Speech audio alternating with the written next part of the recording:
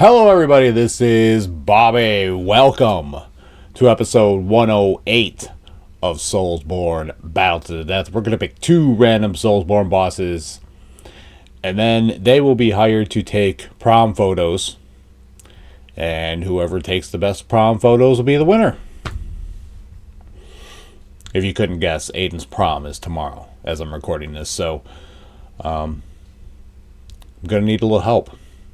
Actually gonna need a little help keeping Aiden in line. Although Aiden's girlfriend Abby is good at that, but might need a little extra persuasion. And I think some of these SoulsBorne bosses could do the trick. So that's why I'm employing their services for this particular endeavor. So there you go. The battlefield has been cleared. It can house any and all SoulsBorne bosses, and it has housed all of them at least twice in SoulsBorne Battle Royals that we have held in the past, including on episode 100, so go check that out. There are pretty close to 100 bosses in this little simulator that I've created, and some special spots that can create some interesting scenarios.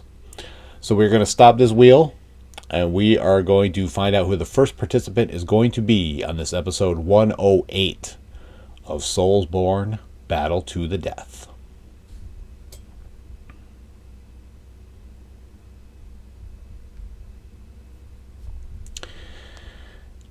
The Deathbird from Elden Ring. I still haven't taken him out of SoulsBorne Battle to the Death. Deathbirds are tough. They're tough. They just. I've been meaning to take them out because there's just no reason to have them in the same place as Deathrite birds, which are, more proficient and, more deadly. There's just no reason to have basically two of the same thing. But we've landed on them, so now I have to go with it. Them's the rules.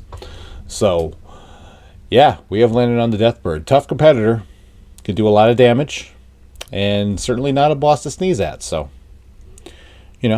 it is what it is. So, yeah, could be worse. We all know there are worse bosses in this simulator to land on than the Deathbird. So, I'm just going to take it, and I'm going to roll with it. We're going to take this wheel for another spin. We're just going to breathe. We're going to push our way through it, and we're going to be happy that we have landed on the Deathbird and that we have not landed on some other bosses that could make this rather problematic. And I think the Deathbird could keep Aiden in line for his prom photos. So it's a pretty good choice for that. So there's nothing wrong with that. All right. We have the Deathbird on one end of the battlefield. Now the other end of the battlefield, we have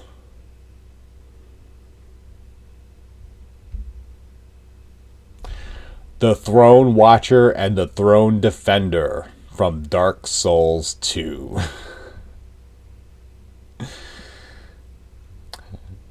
An interesting fight, to be sure.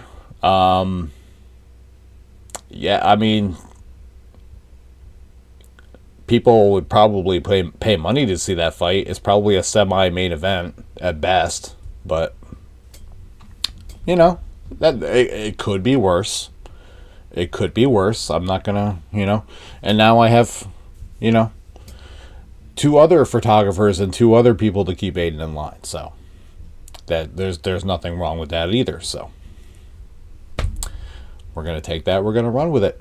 All right, we are gonna go to the contractually obligated bio. So let's have a look at the Deathbird. Not a ton of lore surrounding the Deathrite birds in Elden Ring. They're kind of secondary bosses, and there's several of them. But they are gigantic decaying birds that apparently have encrusted corpses in their body, which I had not noticed, and now we'll have to take a closer look. They are partially covered in ghost flame and guarded by the spirits of the servants of death inside their wings. They were called graveyard firekeepers. Firekeepers? Is there some kind of connection between Elden Ring and Dark Souls 3 after all? And their purpose was to tend the ghost flame by raking the ashen remains of the death of their kiln, whatever that means. They used to be much more active before the Erdtree existed, and now they're seen as malevolent entities by some. Priests of old were permitted to come among the Deathbirds and act as their guardians, and that would be, the exchange would be they'd be resurrected in the distant future. So that was their reward, I guess. And I guess some priests can be seen inside their wings wielding death ritual spears. Again, I'm gonna have to check that out. That actually kind of sounds cool. I'm very familiar with the Deathrite birds because I created a character in Elden Ring by the name of Freya, Norse goddess of death. So I wanted her to be proficient in the Ghost Flame, so I went around and collected all the Ghost Flame spells and weapons and such, and I did enjoy her as a character. And fun side note, when the DLC Shadow of the Erdtree came out, she was the only one of the characters that I had that was close enough to get into the DLC without having to do anything extra. So I went through the DLC playing as her, and even though I loved her, she was not my strongest character, so I think it made the DLC all the more challenging. But yeah, just a fun little side note. But yeah, the Deathrite birds are no joke, and they have powerful spells and are fast and powerful and a pain in the ass, and there's several of them in the world, and you have to beat them in order to get those spells. There's no other way to get them. So yeah, they're certainly an interesting addition to the SoulsBorne universe.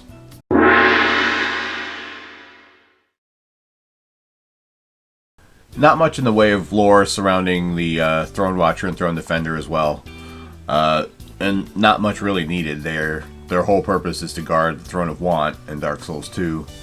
So instead, I'll kind of give you a little bit of a personal story.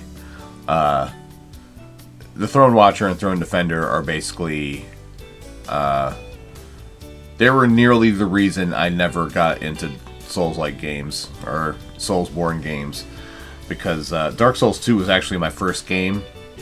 There was a part of me who was like, if you want to play a game, you gotta start with the newest one, because it has the best features and everything.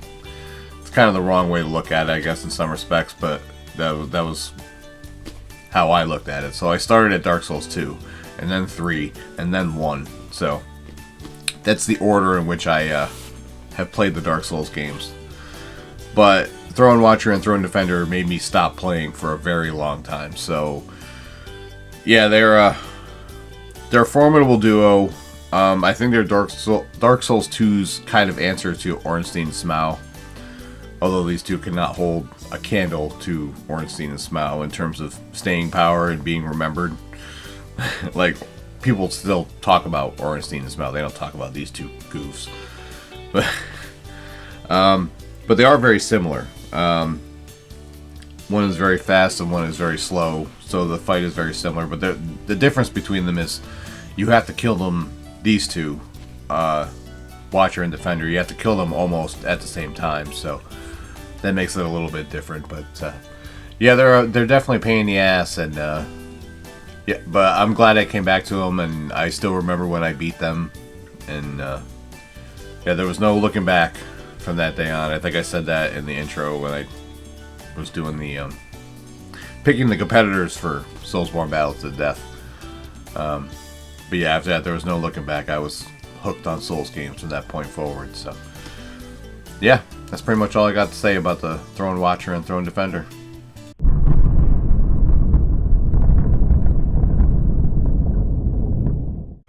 I mean, I'm not going to waste too many words on this one. This probably would be a better fight than I can imagine in my head. And I do think that the Deathbird would put up quite a fight. But I think at the end of the day, I think the Throne Watcher and the Throne Defender would probably win this fight pretty handily. I do remember having a great deal of trouble with them in Dark Souls 2. As a matter of fact, they made me stop playing Dark Souls 2 for quite a while. And you do have to remember, Dark Souls 2 was my first FromSoft game, and I didn't really understand how the Dark Souls games worked at the time, so I had to step away from them for a little bit. But then I came back and then I finally beat them. They are very tough competitors. Obviously, they're at the end of the game, so. And again, I would bring the Deathbird up to their level, as I would with any of these fights. But I think the Throne Watcher and the Throne Defender are just too difficult for most single bosses to handle. So yeah, I do think that the Throne Watcher and the Throne Defender would be the victors in this fight, but that is just my opinion. Feel free to leave yours in the comments. And with that, yet another edition of SoulsBorne Battle to the Death draws to a close. RobertBlanchardBooks.com. If you're interested in the award-winning Rover Dragon series, you can read the first 3 chapters of each book there for free. If you'd like to hear more about them, the Rise of Dragons podcast, wherever you find your favorite podcasts. My Linktree, my Instagram, my Twitter, all Bobby's World 2110. Mondays, 3 p.m. Eastern Standard Time is the Elden Ring No Crimson Flask Run, Volume 2, Learning of the Lakes. This past Monday, I journeyed into the Frenzy Flame Village, which is one of my least favorite areas in really the entire game, if I'm going to be honest with you. I would rather journey into the poison areas of the the game rather than the Frenzied Flame Village. But I did go there, and I did have a difficult time, so you may or may not want to go check that out. Back in the archives, I have the Dark Souls Remastered No SS Run, the Elden Ring No Crimson Flask Run, Volume 1, Limgrave, the Sekiro No Healing Good Run, the Dark Souls 3 No SS Run, and the Dark Souls 3 No Level Up Run. So check those out if you're interested. The Bobby's World Hunger Games, there's 27 of those to check out, and some special episodes. Me and my friends in a Hunger Games simulator. Hilarity often ensues, so always a fun time. So go check that out if you are so inclined. Your Father's Story videos, me answering questions from a book, talking to my boys about life, love, and the pursuit of happiness. It's a vlog style type series, so if that's more your speed, go check that out if you would like to do so. Wednesdays, 3 p.m. Eastern Standard Time is what you're watching right now, SoulsBorne Battle to the Death, so I don't really have to explain exactly what that is. Saturdays, 7 p.m. Eastern Standard Time is Bobby's Gaming Lounge, which is my weekly live stream where I play games and you guys come in the chat and we just hang out and have a fun old time. So lately I've been doing Resident Evil Village, so that's what's been going on lately. Having a good time with that, so I was really looking forward to starting to play that game, and it's been a crazy time so far, so yeah, I'm looking forward to seeing how that game plays out. So yeah, just getting the crap scared out of me every single week. It's just how I love ending my week. So so if that's something you'd like to see, then it's there for your viewing pleasure. And that's pretty much it. Thank you guys so much for the love and support, as always. It's been amazing. It's still growing. Everything has been awesome. The analytics have been great. And that's all I really have to, I talk about it every single week. Your ears are probably bleeding from listening to me talk about it, but it's just been so awesome watching my hard work pay off. Hard work in life and hard work here on the channel. It's worth it. Every single bit of it has been worth it. Burning the candle at both ends and, being tired all the time, but I'm having fun doing it, so it's all that really matters at the end of the day. And my family is very supportive, so it's always a good thing. So yeah, thank you guys so much, and I love you with all my heart. So that's it. That's all I really have to say. I hope everyone has an amazing week. Be well, stay safe, and as always, it's Bobby's World, and you're all just living in it. See y'all for live, y'all. Bye. Hey, boss. Yes, Courtney. Mrs. Anderson called. She wanted to order several copies of your books for family and friends. Oh, that's amazing. Get some ordered, have them sent over to me, and I will sign them for her. I really appreciate it if you could do that for me. I didn't know you were an author. You did. Courtney, you've been with me for like 2 years now, and we've talked about it fairly constantly, and there's an ad at the end of every one of these videos. Well, that doesn't mean that I listen to everything you tell me. Are the books any good? Well, readersfavorite.com said that its intensity rivals that of the Game of Thrones series. I know, that's pretty crazy, but that's exactly what it says. It's on the Cry of a Raven review. Go check it out. Well, that's pretty cool. What are the books about? It's about a soldier who gets exiled for saving a baby dragon, and later he's killed, and he wakes up 3,000 years later with strange powers, and he's watched over by the very same dragon, and the world has been overrun by evil, and he now must travel back in time to stop the evil that started in his own home country. Wow, that sounds interesting. How can I get copies of the books? Well, you can go to robertblanchardbooks.com and order your copies there. You can read the first 3 chapters of each book there for free. And if you want to hear more about them, you can listen to the Rise of Dragons podcast. You have a podcast too? You know what, Courtney? You are doing such an amazing job that I think you are due for a raise. How does that sound? Oh my gosh, that's so awesome. Thank you, boss. You bet. Too bad the raise is going to be when I raise a water balloon over her head and just... Maybe I'll wait until her mom calls.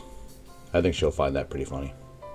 Go to robertblanchardbooks.com right now and get your copies of the series that got 3 5-star reviews from readersfavorite.com, 3 Author Shout Recommended Reads Awards, and 2 Literary Titan Silver Awards.